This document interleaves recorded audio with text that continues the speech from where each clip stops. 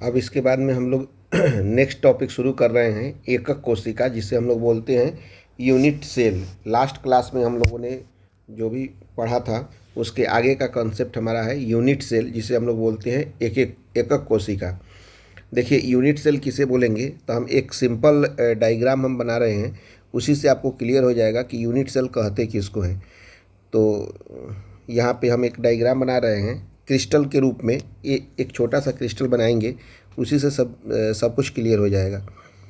जैसे मान लीजिए कि ये आपका मैं एक यूनिट सेल बनाने की कोशिश कर रहा हूँ। एक मिनट, ये एक यूनिट सेल मैं बनाने की कोशिश कर रहा हूँ, देखिएगा आप सब।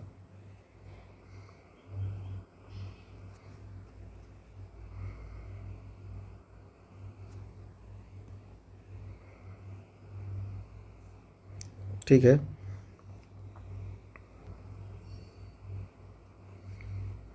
इसको मैंने यहाँ से बना दिया। बनाने के बाद में क्या किया, मैंने इसको इससे मिला दिया। एक हमारा ये घन के रूप में बन गया। अभी तक ये यूनिट सेल बना नहीं है, ठीक है ना। तो इसमें मैं कर क्या रहा हूँ कि मैंने अलग अलग मैंने अगर कलर से मैं बना दूँ तो वो भी ज़्यादा अच्छा रहेगा। जैसे मान लीजिए कि यहाँ से मैं एक और आगे की तरफ बढ़ा रहा हूँ, ठीक है। एक मिनट, उसके बाद में हम इसमें एक और आगे बढ़ा देते हैं यूनिट सेल। तो यहाँ पे एक यूनिट सेल बन गया, फिर इसको हम आगे बढ़ा देते हैं तो ये हमारा यूनिट सेल बन जाएगा, ठीक है। यहाँ पे इसको इससे मिला दिए और इसको इससे मिला दिए, तो ये हमारा 2 यूनिट सेल यहाँ पे बन गया। मैंने एक जालक बनेगा, फिर उसके बाद में एक दूसरा कलर हम यहाँ पे ले लेते हैं। तो ये इससे हम आगे की तरफ बढ़ा रहे हैं ये, ठीक है, ये वाला हो गया। फिर इसको हम एक आगे की तरफ बढ़ा दिए, ये हमारा हो गया। और इसको इससे मिला दिए, इसको इससे मिला दिए, तो ये हमारा एक यूनिट सेल हो गया। अब उसके बाद में एक और इसके आगे हम बना दे रहे हैं यहाँ पे इस तरह से, और उसके बाद में ये वाला क्या हो जाएगा, इसको इससे मिला देते हैं तो इस तरह से। तो ये हमारा एक तरह से हमारा हो गया यूनिट सेल, जिसे इसे ही हम लोग बोलते हैं, ये पूरा क्रिस्टल का एक यूनिट सेल हो गया। तो यूनिट सेल कहते किसको हैं, आप इसका डिफिनीशंस लिखिएगा कि संपूर्ण क्रिस्टल में संपूर्ण क्रिस्टल में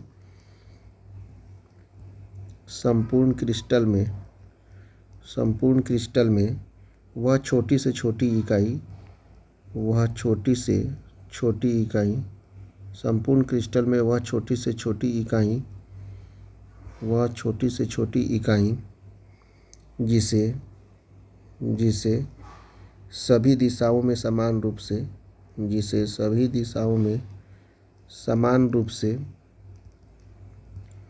जिसे सभी दिशाओं में समान रूप से संपूर्ण क्रिस्टल में वह छोटी से छोटी इकाई जिसे सभी दिशाओं में समान रूप से बार बार दोहराने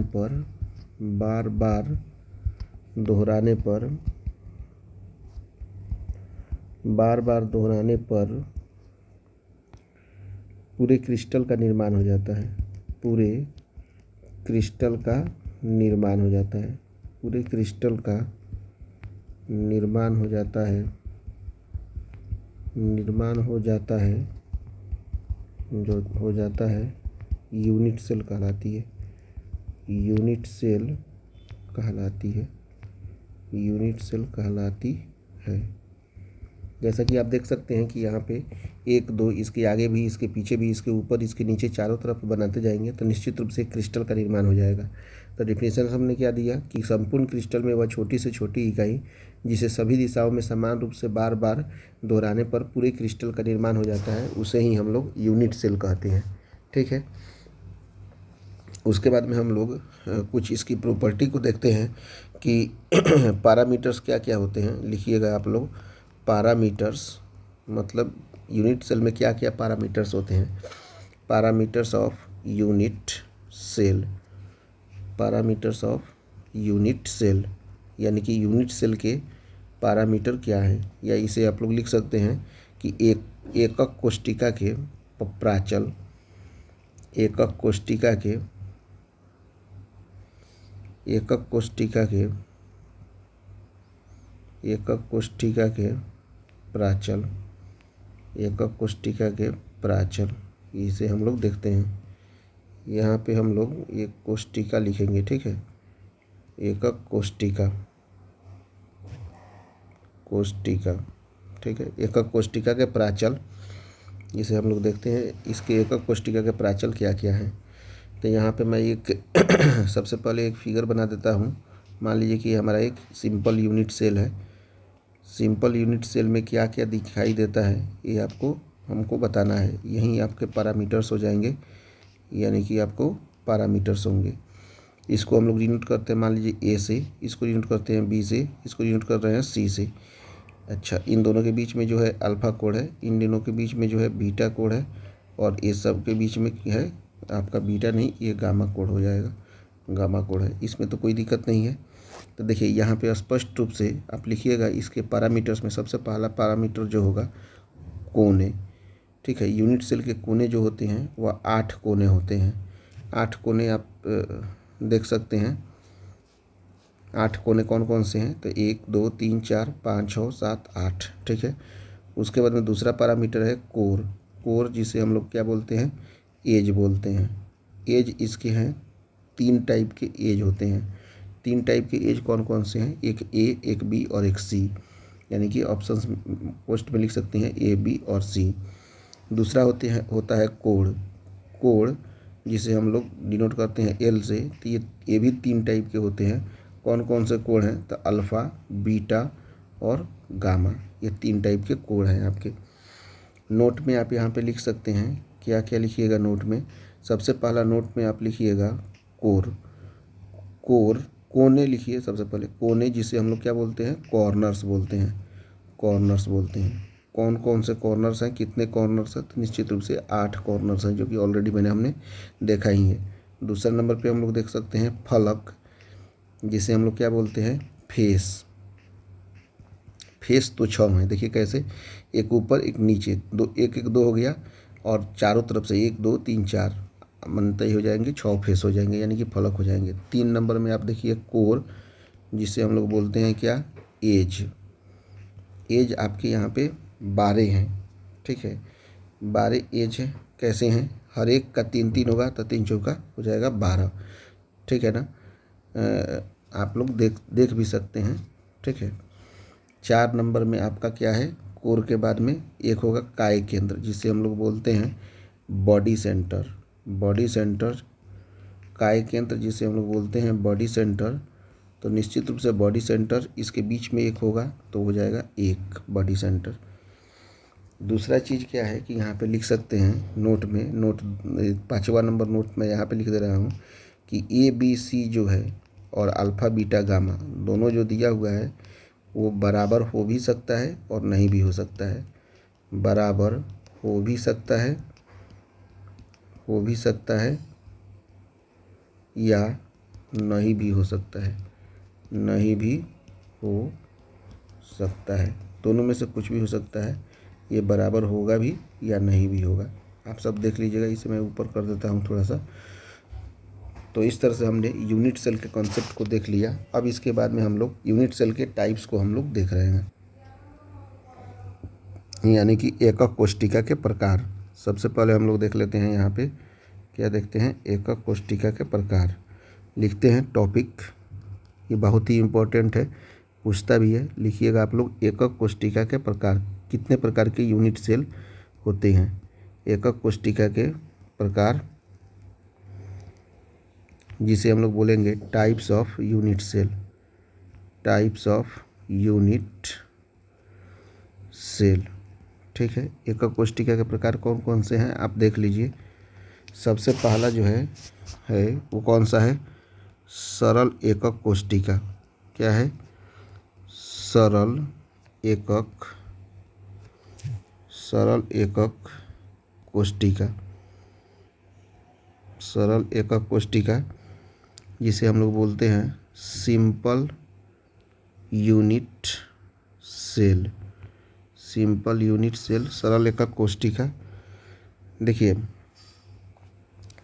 इसमें जो होता है सबसे पहला पॉइंट ध्यान रखने वाला है कि सरल एकल कोशिका जिसे हम लोग बोलते हैं सिंपल यूनिट सेल, इसमें जो अवयवी कण जो होते हैं, इसमें जो अवयवी कण जो होते हैं निश्चित रूप से कहाँ पे होंगे, अवयवी कण केवल कोने पर स्थित होंगे, केवल कोने पर स्थित होंगे, कोने पर स्थित होंगे। ठीक है, और इसका एग्जाम्पल हम एक ले लेते हैं। आपका एग्जाम्पल ले लीजिएगा तो आपका एक सिंपल यूनिट सेल मैं बना रहा हूँ इसका, ये हमारा सिंपल यूनिट सेल हो गया। ठीक है, सिंपल यूनिट सेल बन गया हमारा, और इसके प्रत्येक कोने पे एक एक अवयवी कण यहाँ पे मौजूद होंगे। प्रत्येक कोने पे क्या क्या क्या मौजूद होंगे, इसके अवयवी कण मौजूद होंगे। इस तरह से हमारा ये सिंपल यूनिट सेल यानी कि हो गया, यानी कि सरल एकक कोशिका हो गया। अवयवी कण केवल कोने पर स्थित है। अब दूसरा नंबर पे हम लोग देखते हैं, दूसरा नंबर पे है आपका केंद्रित एकक कोशिका। केंद्रित एकक कोशिका, केंद्रित एकक कोशिका के अंतर्गत ये हो जाएगा आपका सेंटर्ड यूनिट सेल, जिसको बोलते हैं, क्या बोलते हैं, centred unit cell. Centred unit cell के अंतर्गत इसमें जो होगा अवयवी कण कोनों पर भी रहेंगे। यहाँ पे लिखिएगा, इसमें अवयवी कण जो रहेंगे, अवयवी कण निश्चित रूप से कोना पे तो रहेगा ही रहेगा, कोने पर भी रहेंगे। अब प्लस इसके साथ साथ कुछ अन्य स्थानों पर भी रहेंगे, कुछ अन्य स्थानों पर भी रहेंगे, कुछ अन्य स्थानों पर भी रहेंगे। और केंद्रित एकक कोशिका जो होता है वह निश्चित रूप से कितने प्रकार का होता है, 3 प्रकार के केंद्रित यानी कि सेंटर यूनिट सेल 3 प्रकार के होते हैं। सबसे पहला जो होता है वह फेस सेंटर्ड यूनिट सेल होता है, फेस सेंटर्ड यूनिट सेल होता है। ठीक है, दूसरा नंबर में होता है जो होता है आपका body centred unit cell, body centred unit cell. और तीसरा और अंतिम नंबर जो हो जाएगा आपका end centred unit cell, end centred unit cell. ये आपके 3 टाइप है। फेस सेंटर्ड यूनिट सेल को हिंदी में हम लोग बोलते हैं फलक केंद्रित, इसको शॉर्ट फॉर्म में हम लिख दे रहे हैं फलक केंद्रित एकक कोशिका, एकक कोशिका। ठीक है, बॉडी सेंटर्ड यूनिट सेल को हम लोग बोलते हैं अंतः केंद्रित एकक कोशिका। ठीक है, और इंड सेंटर्ड यूनिट सेल को हम लोग बोलते हैं अंत्य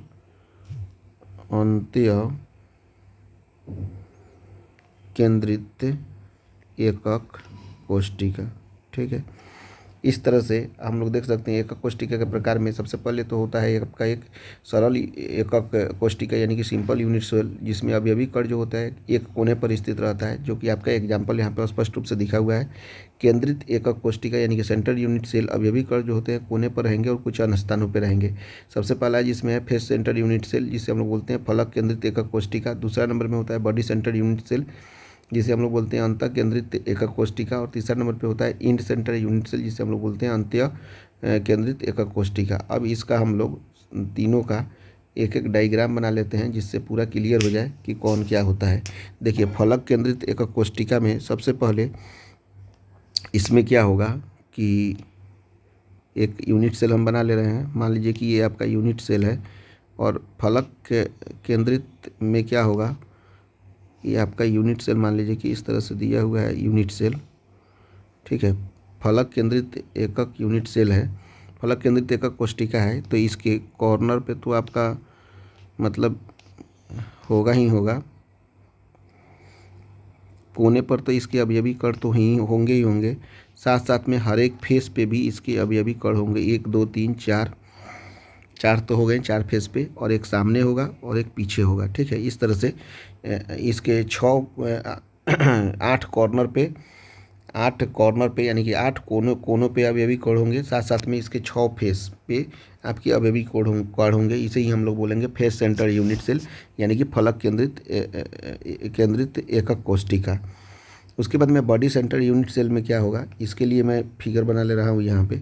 मान लीजिए कि हमने एक यूनिट सेल यहाँ पे बनाया, ये यूनिट सेल आपका बन रहा है। इसके यूनिट सेल के क्या होगा कि सभी कॉर्नर पे तो निश्चित रूप से आपके क्या होंगे, सभी कॉर्नर पे निश्चित रूप से आपके होंगे अवयवी कण होंगे। इसके हर एक कॉर्नर पे अवयवी कण होंगे, मौजूद होंगे। तो सारे कॉर्नर पे हमने अवयवी कण दे दिया। अब बॉडी सेंटर बोल रहा है तो निश्चित रूप से इसके बॉडी में एक की और आपका अवयवी कण होंगे। इस तरह से बॉडी सेंटर यूनिट सेल का एक एग्जाम्पल हो गया। अंत्य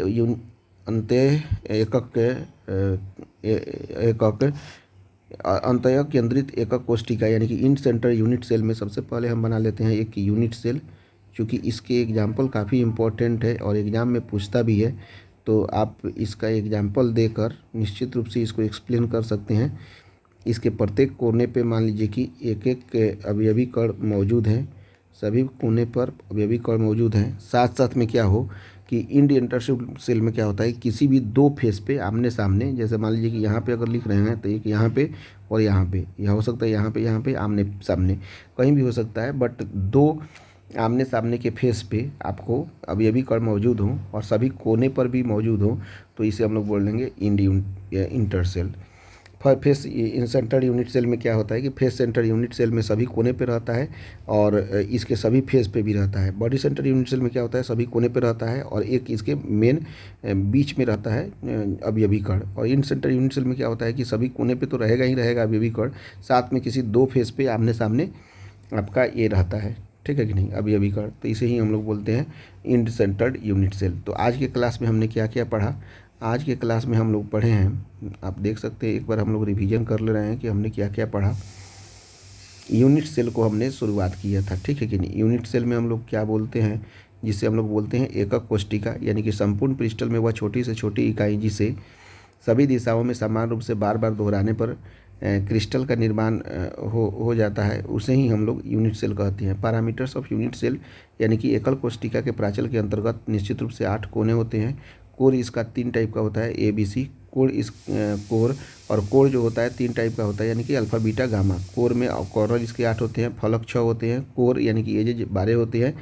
बॉडी सेंटर जो होता है 1 होता है। ABC अल्फा बीटा गामा कभी बराबर हो भी सकता है और कभी नहीं भी हो सकता है। एकल कोशिका के प्रकार में हम लोग देखे थे कि आपका 2 प्रकार होता है, एक सरल एकक कोशिका यानी कि सिंपल यूनिट सेल जिसमें अवयवी कण कोने पर स्थित रहता है, और केंद्रित एकक कोशिका यानी कि सेंटर्ड यूनिट सेल जिसमें अवयवी कण कोने पर तथा कुछ अन्य स्थानों पर भी रहते हैं, जिसके अंतर्गत फेस सेंटर यूनिट सेल फलक केंद्रित एकक कोशिका के अंतर्गत इसके सभी कॉर्नर पे आपका अवयवी कण रहेंगे और इसके हर एक फेस पे भी अवयवी कण रहेंगे, तो उसे हम लोग बोलेंगे फेस सेंटर यूनिट सेल यानी कि फलक केंद्रित एकक कोशिका।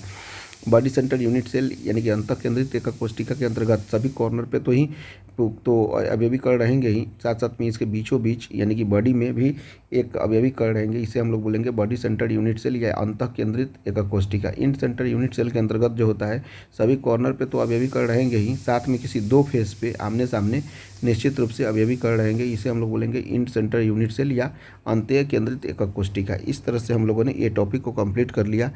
अब इसके बाद में हम लोग नेक्स्ट टॉपिक देखेंगे।